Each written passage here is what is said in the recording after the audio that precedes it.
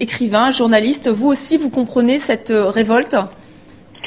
Bien sûr, et on s'y attendait parce que le pouvoir de Bouteflika depuis 1999 n'a fait qu'accélérer la crise en remettant en cause l'essentiel du pays sur le plan des textes fondamentaux et de la gestion et de la façon avec laquelle il a gouverné, essentiellement avec la corruption.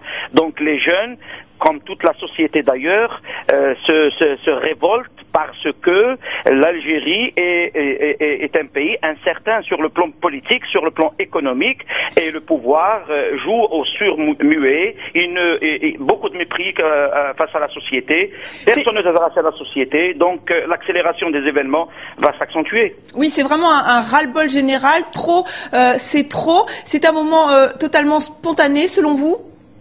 Effectivement, c'est spontané, c'est pour cela que le pouvoir n'arrive pas à gérer la crise, n'arrive pas à comprendre. D'ailleurs, le ministre de l'Intérieur aujourd'hui, dans un entretien sur la presse, il se demande pourquoi il y a tant de haine chez la nouvelle génération et chez les jeunes. Il ne sait pas que à la tête du pouvoir, la moyenne d'âge est de 72 ans, alors que 70% de la population algérienne a moins de 35 ans. Donc c'est terrible que d'entendre des paroles pareilles. Le pouvoir est sourd, il est muet, il ne comprend pas sa société. Le pouvoir gouverne par la corruption. La société en a marre de ce pouvoir.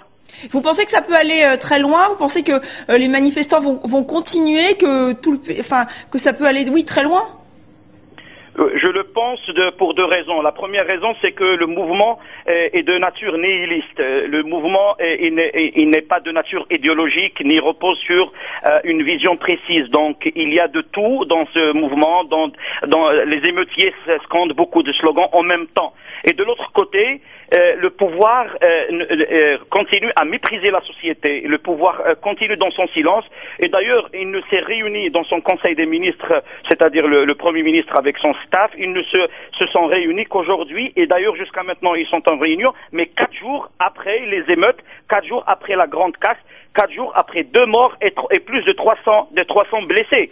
C'est scandaleux que de voir le pouvoir agir de la sorte. Oui, on entend bien votre colère. Merci beaucoup, Fodil Boumala, d'avoir donc accepté de nous répondre en direct.